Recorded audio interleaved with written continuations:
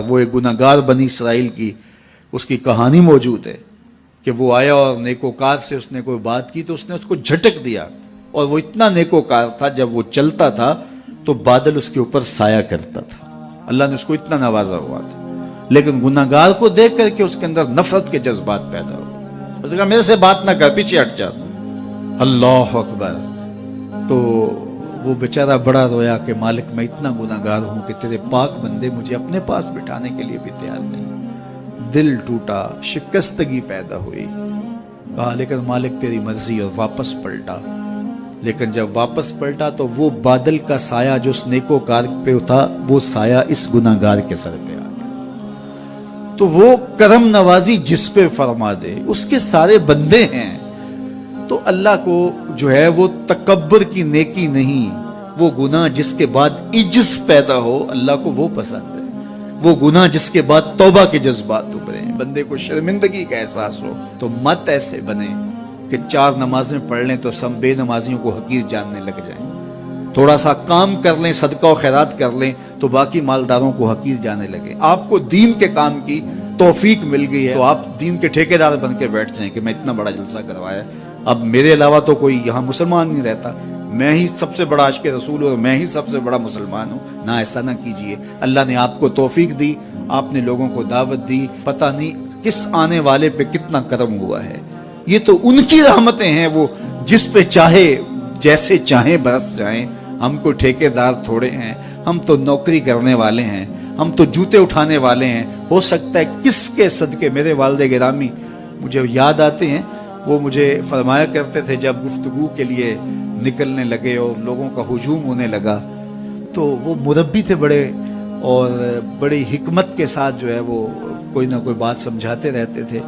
تو ایک دن فرمانے لگے کہ ایک خطیب تھا، بظاہر اچھا خطاب کرتا لیکن اندر سے وہ اتنا اچھا نہیں تھا، تو جب وہ فوت ہو گیا تو وہ بخشا گیا، تو اس نے اللہ سے کہا کہ میرے مالک میرا تو کوئی عمل ہی نہیں ہے کہ میری بخشش ہوگی اور میری مغفرت ہو گئی۔ تو فرمایا کہ ہاں ہم تجھے جانتے ہیں، لیکن ایک دن تو کہیں واز کر رہا تھا، میرا ایک بندہ بیٹھا تھا، اس کو پسند آ گیا، میں نے اس کے صدقے تیری مغفرت فرمائی۔ اٹھ فریدا ستیا تے میلہ ویکھن جا، اٹھ فریدا ستیا تے میلہ ویکھن جا، وت کوئی بخشیا مل جاوے تے تو ہی بخشیا جا۔ تو پتہ نہیں کس کے صدقے سے اللہ رحمتوں کا نزول فرماتا ہے، بے عمل کو دیکھ کر کے اس سے نفرت نہیں ہے، نفرت تو گناہ سے ہے، گناہگار سے نہیں ہے، لیکن کوشش کی جائے کہ یہ عمل بد چھوڑ دے۔ اللہ اکبر۔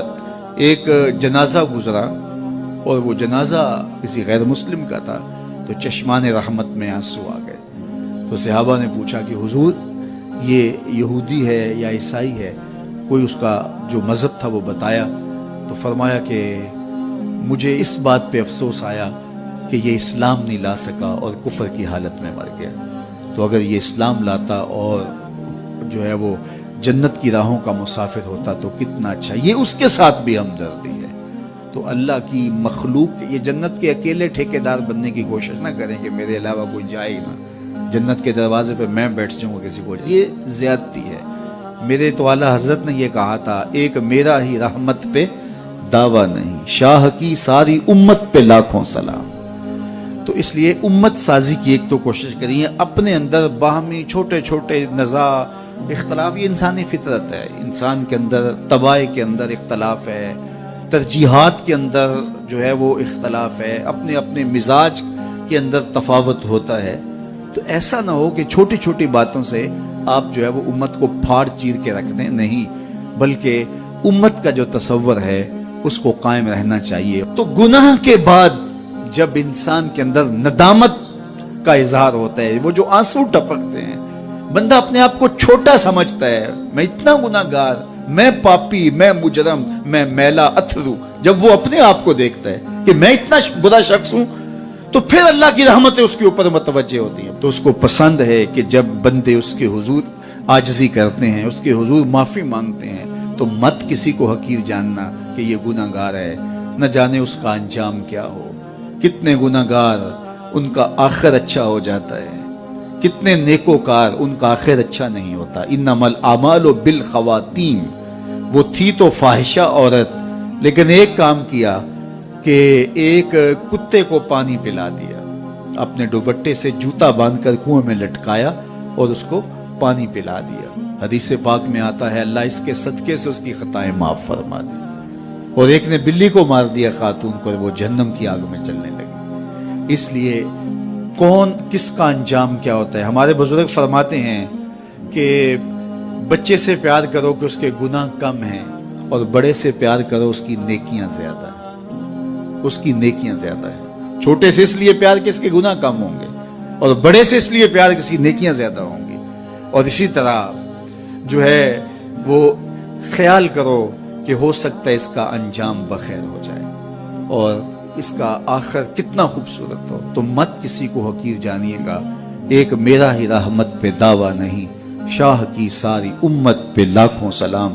تو حضور کی امت سے پیار کرو، مخلوق خدا کو جوڑنے کی کوشش کرو۔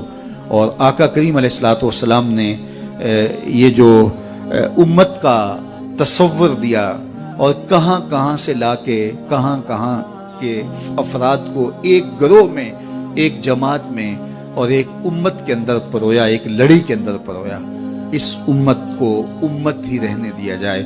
اللہ مجھے آپ کو اپنی پناہوں کا حصار عطا کرے۔